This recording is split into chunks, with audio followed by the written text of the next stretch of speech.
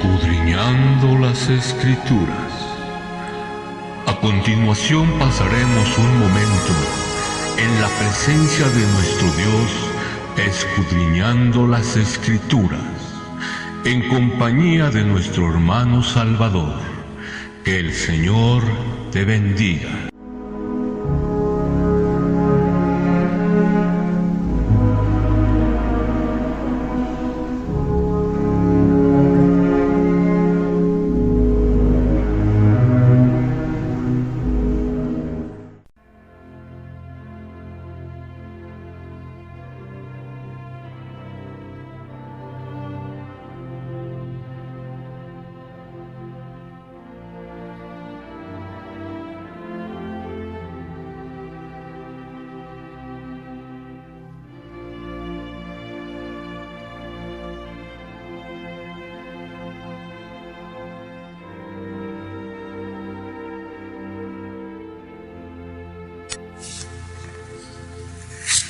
Gloria a Dios. Vamos a continuar estudiando las Escrituras. Hoy vamos a comenzar nuestro estudio con una pregunta. ¿A quién está escuchando tu corazón realmente? ¿Cuántas páginas podríamos escribir acerca de las cosas que están sucediendo en la actual Iglesia de Jesucristo? O dicho de una manera más correcta, de la que se dice ser la Iglesia de Jesucristo. Mientras que por un lado miles de cristianos están dando su vida por el Evangelio, padeciendo hambres, persecución, muerte, despojo, que no tienen una Biblia ni quien les predique el Evangelio, todo provocado por el diablo que no desea que la gente se salve y de esta manera trata de destruir el verdadero Evangelio. En América ha tomado un método más sencillo, y es el de levantar hombres perversos que predican un evangelio moderno, un evangelio que esté de acuerdo a las comodidades e ideas y a las modas de nuestra sociedad, y contrario a lo que pudiéramos imaginar. Este método le está dando mejores resultados que aquel que utiliza para detener al cristiano por medio de la persecución. El apóstol Pablo dijo muy claro acerca de esto: porque llegará el día en que la gente no querrá escuchar la buena enseñanza, en cambio querrá oír enseñanzas diferentes, por eso buscará maestros que le digan lo que quiere oír. La gente no escuchará la verdadera enseñanza, sino que pondrán atención a toda clase de cuentos. Esto se lo dijo a Timoteo. Hoy a mucha gente le molesta oír la verdad. Les molesta estar en iglesias donde se predique contra el pecado y buscan iglesias donde, por el contrario, escuchen solo palabras que les traigan paz y seguridad, incluyendo la salvación de sus almas, todo incluido en un paquete de comodidad, sin saber que al cerrar sus oídos a la verdad, ellos mismos se están cerrando las puertas de la salvación. En 2 de Tesalonicenses, capítulo 2, del versículo 8 al 12 dice: después de eso, el malvado aparecerá. Satanás lo ayudará a engañar a muchos con señales y falsos milagros. Engañará con toda clase de mentiras a los que no quisieron amar y aceptar el verdadero mensaje de Jesucristo, mensaje que podría haberlos salvado del castigo que recibirán. Dios deja que ese hombre mentiroso y malvado los engañe para que acepten lo que es falso. Así Dios castigará a todos los que no han querido creer en el verdadero mensaje y son felices haciendo el mal. Esas son las consecuencias de creer un evangelio diferente, como el mismo apóstol también dijo a los Gálatas, capítulo 1, versículo 8. De modo que si alguien viene y les dice que el mensaje del evangelio es diferente del que nosotros les hemos anunciado, yo le pido a Dios que lo castigue, no importa que sea un ángel del cielo o un ángel de nosotros. Dice también en la Reina Valera que si alguno predica un evangelio diferente, sea anatema. Dice, aun si nosotros o un ángel del cielo predica un evangelio diferente, sea anatema. Y por desgracia, son muchas las personas que reciben por conveniencia este tipo de evangelio y piensan que el hecho de que su iglesia cada día crezca más es fruto de que Dios los está prosperando y que esta obra es de Dios. Por desgracia, esto no es así. El Señor dijo, cuídense de esos mentirosos que dicen hablar de parte de Dios. Ellos se presentan a ustedes tan inofensivos como una oveja, pero en realidad son tan peligrosos como un lobo rapaz. Y también dice en el libro de Hechos, capítulo 20, versículo 29 al 30, cuando yo muera vendrán otros que atacarán a todos los de la iglesia como si fueran lobos feroces. También algunos de los que ahora son seguidores de Jesús comenzarán a enseñar mentiras para que todos en la iglesia los sigan y los obedezcan. La pregunta que aquí nos podemos hacer es, ¿quién es el culpable de que estos engañadores sigan prosperando y de que las personas no conozcan la verdad? Sin duda alguna parte de esta culpa es nuestra, de quienes hemos conocido el verdadero evangelio y no corremos a rescatar a estas personas. Y la otra parte de la culpa la tienen las mismas personas que aún dándose cuenta o sospechando algo oscuro en las enseñanzas que reciben, no se atreven o no quieren alejarse de este círculo vicioso que solo los arrastra a ellos y también a la gente que los rodea, y a la gente que le comparten este evangelio de perdición los alejan de la verdad. Mateo 7:21 dice, no todos los que dicen que yo soy su Señor entrarán en el reino de Dios. Eso no es suficiente, tienen que obedecer los mandamientos de mi Padre que está en el cielo. Pero ahora veamos cuál es este evangelio moderno o evangelio de muerte. Estamos usando una versión más actualizada que la Reina Valera 60, por si alguien se pregunta. Veamos algunos puntos clave de este nuevo evangelio. Número 1, su mensaje de salvación. Número 2, su mensaje de prosperidad. Número 3, su mensaje moral. Número 4, su mensaje social. Y 5, veremos también su mensaje de servicio. Empecemos por su mensaje de salvación. Es muy cómodo, muy agradable y muy llamativo. Es muy cómodo porque solo consta de una simple confesión y ya eres salvo. Muy agradable porque habla de Jesús y muy llamativo porque habla de heredar la vida eterna. El mensaje incluye frases como esta: Jesús te ama y tiene un plan maravilloso para ti. Solo acéptalo como único y suficiente Salvador personal y serás salvo. Otra: Dios es bueno y no castiga. Solo pídele a Jesús que entre en tu corazón y serás salvo.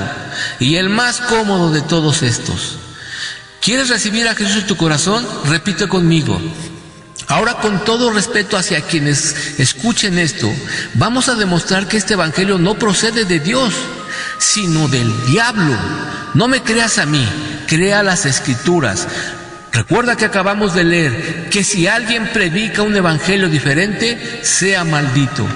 En 2 de Corintios 11:3 dice: pero tengo miedo de que les pase lo mismo que a Eva, que fue engañada por la astuta serpiente. También ustedes pueden ser engañados y dejar de pensar con sinceridad y pureza acerca de Cristo. Recordemos que a Satanás se le llama la serpiente antigua en Apocalipsis 12 y dice: y fue lanzado fuera el gran dragón, la serpiente antigua que se llama Diablo y Satanás, el cual engaña al mundo entero. Por si no fuera suficiente, este es un evangelio basado en mentiras. El Nuevo Testamento comienza con la predicación de Juan el Bautista y su primer mensaje fue en aquellos días diciendo que se arrepintieran porque el reino de los cielos se ha acercado. Esto está en Mateo 3:12. Después el Señor Jesucristo, al comenzar su ministerio, en Marcos 1:15 nos dice en el nombre de Jesús, diciendo: el tiempo se ha cumplido y el reino de Dios se ha acercado. Arrepiéntanse y crean al evangelio. Y cuando el Señor Jesús murió, el primero en predicar el evangelio fue el apóstol Pedro, y nunca predicó estas enseñanzas de recibir a Jesús en tu corazón y serás salvo, sino más bien predicó el mismo evangelio de Juan y de Jesús. Vamos a leer qué dice Hechos 2:38. Dice en el nombre de Jesús: Pedro les dijo: arrepiéntanse y bautícese cada uno de ustedes en el nombre de Jesucristo para perdón de los pecados. Vean lo que dice: arrepiéntanse y bautícese y recibirán el don del Espíritu Santo. Como podemos ver, este evangelio de comodidad es falso.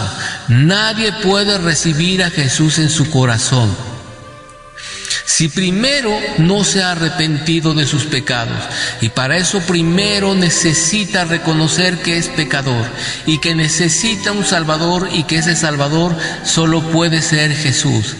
Ahora veamos cómo en la Biblia mucha gente quiso tomar la parte cómoda de la predicación de Juan el Bautista, pero él les reprendió su conducta.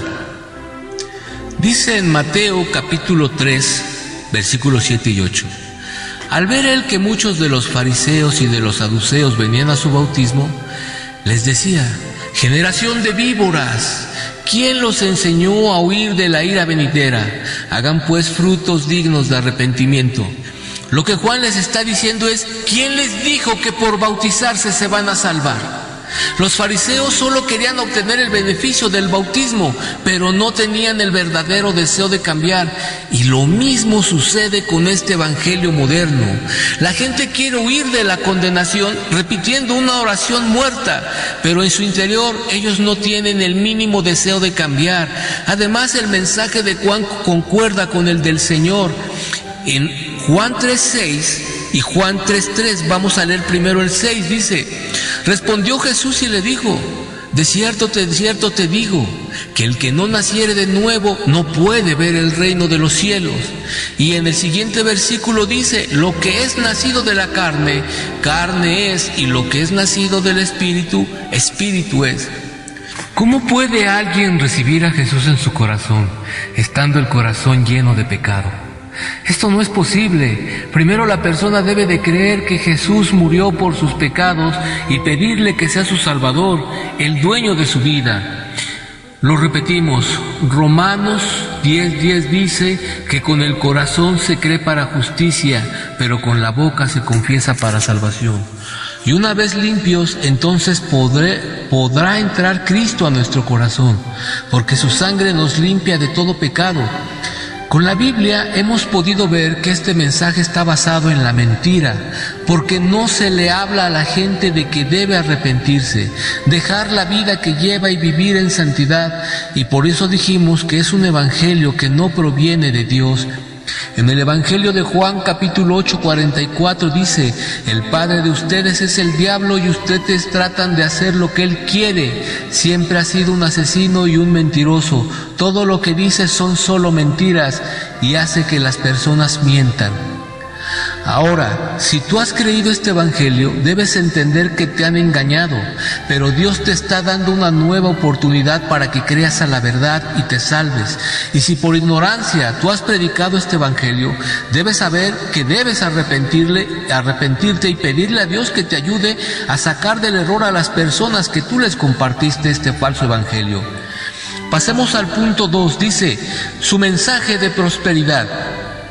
Quizá lo que hace más llamativo este tipo de evangelio moderno son las palabras positivas que les enseñan a aceptar, como por ejemplo, le dicen que si son pobres es porque están en pecado o maldición, que Dios quiere prosperarlo en todo, pero para eso es necesario también darle a Dios todo, incluyendo el dinero. Sus métodos son muy sutiles, ya que torciendo la escritura y usando pasajes fuera de contexto, manipulan la ambición y la necesidad de la gente. Uno de los métodos más lucrativos es la colecta del diezmo. Su pasaje favorito es Malaquías 3, versículos 7 al 11, pero no les mencionan Gálatas 3:13, ni tampoco Deuteronomio 14, 22 al 25, ni Hebreos 7, 12. ¿Por qué no lo hacen? Porque la iglesia se daría cuenta que los están robando. Por eso es lógico que muchos cristianos esperen entre más dan, más recibir. Les prometen también que a partir de que reciban a Jesús en su corazón, todo será color de rosa. Se irán los problemas, las enfermedades y todo será felicidad. Pero ¿qué dice la Biblia al respecto de esto? Vamos a leer Hechos capítulo 14, versículo 22, y de ahí pasaremos a la primera carta del apóstol Pedro, capítulo 4, versículo 18. Dice: en el nombre de Jesús, fortaleciendo a los discípulos y animándolos a perseverar en la fe. Es necesario pasar por muchas dificultades para entrar en el reino de Dios, les decían. Y en el siguiente pasaje dice: y si el justo con dificultad se salva, ¿en dónde aparecerá el impío y el pecador? Esto es lo que dice la Escritura acerca de los problemas, las pruebas, las luchas. No es lo que ellos te dicen. ¿Y qué dice Dios también acerca de la pobreza? Vamos a ver Santiago capítulo 2, versículo 5. Dice en el nombre de Jesús: hermanos míos, escuchen. ¿No ha elegido Dios a los pobres de este mundo para que sean ricos en fe y herederos del reino que ha prometido a los que le aman? Aquí te está haciendo Dios una pregunta, hermano. Dios ha escogido a los pobres de este mundo para que sean herederos de la vida eterna. Vamos a pasar al tercer punto, su mensaje moral. Ellos te dicen, Dios lo que quiere es lo de adentro, no es por obras. Este es uno de los mensajes favoritos de este falso evangelio. Pero lo decepcionante es que si tú buscas en las Escrituras te llevará la sorpresa de que nunca lo encontrarás este mensaje. No existe ni un solo pasaje que apoye esta idea. Vamos a ver qué dice la Escritura acerca de este pasaje. Vamos a leer Proverbios 23-26. ¿Qué dice? Dame, hijo mío, tu corazón, y miren tus ojos por mis caminos. Aquí claramente Dios pide el corazón, y el corazón es lo de adentro, ¿cierto? Pero continúa diciendo, miren tus ojos por mis caminos, y sus caminos están en las Escrituras. Veamos qué más dice la Escritura. Sí, porque ellos dicen que Dios quiere lo de adentro, y dándole el corazón ya con eso cumples, pero aquí nos dice claramente que miremos por sus caminos. Vamos a ver qué dice Mateo 5:16. Dice en el nombre de Jesús: así alumbre vuestra luz delante de los hombres, para que vean sus buenas obras y glorifiquen a Dios que está, a su Padre que está en los cielos. Dice, para que vean. ¿Y qué es lo que la gente va a ver? ¿Lo de adentro o lo de afuera? Lo de adentro, lo de afuera. Por lo tanto dice que le des el corazón a Dios. Esto quiere decir que lo ames a Él, que tu corazón sea para Él, no que Dios solo quiere lo de adentro. Y aquí la Escritura te lo demuestra. Vamos a leer Primera de Tesalonicenses 5:23. Dice en el nombre de Jesús: y el mismo Dios de paz los santifique por completo, y todo su ser, espíritu, alma y cuerpo sea guardado irreprensible para la venida de nuestro Señor Jesucristo. Aquí dice que lo que Dios quiere es el espíritu, lo de adentro, el alma, lo de en medio, y el cuerpo, lo de afuera. Entonces aquellos que predican que Dios solo quiere lo de adentro están mintiendo, y lo hacen con la intención de que la gente se sienta cómoda, sin la necesidad de tener una vida santa, sabiendo que esa doctrina es más agradable a la carne y que por lo tanto atraerá más gente. Pues es claro que si yo puedo seguir llevando la vida que llevo y además Dios me va a salvar, pues es mejor que vivir en santidad y servicio, es mejor que sufrir persecuciones y ataques. Es por eso que las congregaciones que predican esta palabra crecen tan rápido y están a reventar. Vamos a ver ahora su cuarto punto, ¿verdad? Su mensaje social. ¿Cómo se comportan ellos ante la sociedad? Totalmente igual que los demás, con una diferencia: mostrando un supuesto gran amor por la gente. Les hablan de un Dios de amor que quiere que todos nos amemos, que todos estemos juntos. Los invitan a sus templos, a oír a sus líderes. Es muy padre, te va a gustar mucho. Allí encontrarás lo que necesitas. Cristo te ama, les dicen. Y cuando llegan, encuentran exactamente lo que les dijeron. Los reciben con besos, abrazos, les regalan una Biblia. Todo es muy hermoso. Al pasar los días, les gusta, se sienten agradables, se une y se bautiza. Y ahora esta persona va por otros a hacer su labor de proselitismo. Este es su mensaje. Participan de marchas, manifestaciones, de fiestas, son padrinos de esto y de aquello. En pocas palabras le dicen a la gente: Dios no te prohíbe nada. Eres libre en Cristo para disfrutar de las cosas bellas de este mundo que Él nos dio. ¿Pero será cierto esto? ¿Será sincero su amor o es fingido? El amor de Dios del que les hablan, ¿cuál es? ¿Realmente quiere Dios que todos estemos juntos aun cuando no acepten la verdad? ¿Es padre ir al templo o debe de ser con entrega? ¿Serán estas experiencias las que transforman a un alma o será el arrepentimiento que Dios produce? Realmente el evangelio que predican es un evangelio carnal.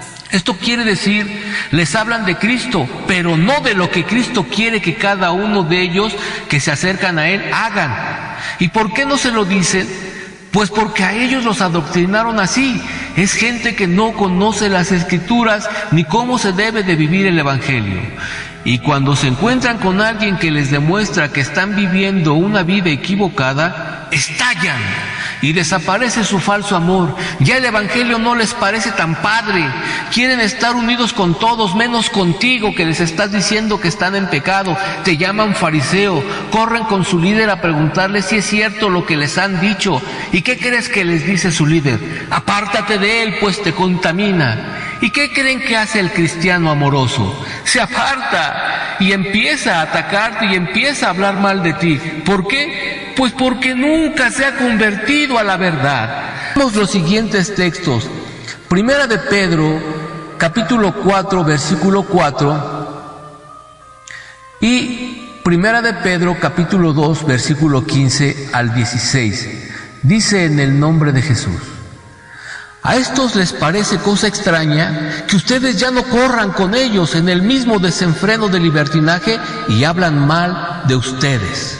En el siguiente pasaje dice: porque esta es la voluntad de Dios, que haciendo bien hagan callar la ignorancia de los hombres insensatos, como libres, pero no como los que tienen la libertad como pretexto para hacer lo malo, sino como siervos de Dios.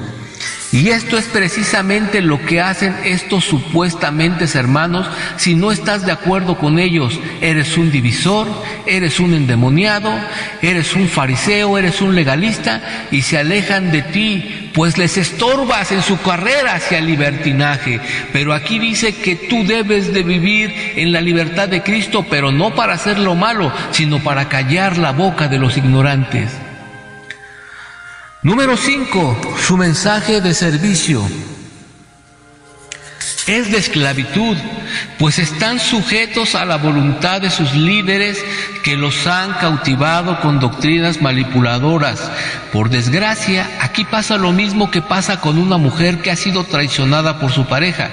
Está herida y se encuentra a otro engañador y la envuelve, y ella, por el dolor y deseo de olvidar, se entrega a este traidor. Lo mismo pasa con estos líderes. Detectan el dolor de las almas que se acercan y los atrapan. ¿Sabías que la palabra ministerio significa servir? Entonces, un pastor está para servir, no para ser servido. Pero hoy sucede lo contrario, exactamente como dice la Escritura en Ezequiel capítulo 34, versículo 2. Dice en el nombre de Jesús: hijo de hombre, profetiza contra los pastores de Israel y di a los pastores: así ha dicho Jehová el Señor, ay de los pastores de Israel que se apacientan a sí mismos. ¿No debe apacentar los pastores a los rebaños? Pero a estos cristianos se les ha enseñado a servir y no cuestionar.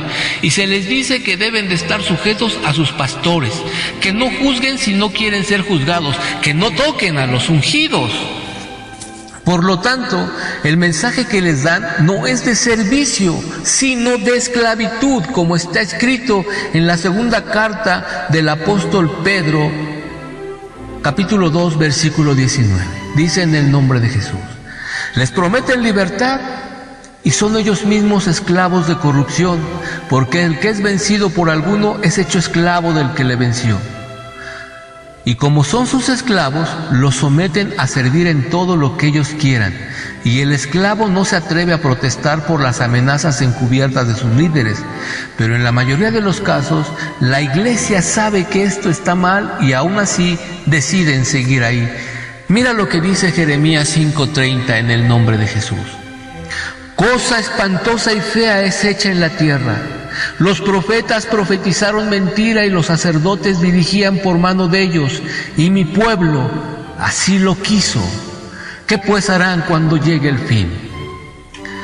Querido hermano, si tú estás viviendo este evangelio, debes de tomar una decisión. No puedes contender contra la palabra de Dios. Tampoco puedes torcerla a tu antojo. Tampoco puedes estar buscando pasajes que contradigan lo que acabas de escuchar, pues en ese caso estás siendo rebelde a la voluntad de Dios. Y si tú estás viviendo el verdadero evangelio, pero conoces a alguien que está viviendo en el error, tienes que hacérselo saber. No puedes estar callado. Tienes que hacerle saber que está viviendo en el error, que es esclavo de un perverso que lo está guiando por un camino que el Señor no trazó. No puedes quedarte callado, hermano, porque es mejor perder su amistad y salvar su alma que seguir siendo su amigo y que después Dios te tome cuentas. Que Dios te bendiga este día y por favor te pido que escudriñes este mensaje, que lo estudies por tu cuenta, que hagas tus anotaciones, que lo practiques y que lo pongas en las manos de Dios para que con amor tú le compartas a los que están viviendo el error. Pues el propósito de este pasaje no es atacar a los que están mal, porque realmente todos estamos mal. El Señor Jesucristo dijo: es imposible que el hombre no peque. Y también dijo Dios que no hay justo ni aun uno. Todos estamos mal, y si juzgamos, ya estamos también mal. Entonces, lo que debemos de hacer es sacar a estos hermanos del error, no con nuestras fuerzas, sino pidiéndole a Dios que tenga piedad de ellos. Nosotros lo que debemos de hacer es compartirles la verdad, no convertirlos. Eso es solamente labor de Dios. Que Dios te bendiga y te guarde hoy y siempre. Y por favor, escudriña tus escrituras bajo la dirección del Cordero de Dios. Amén.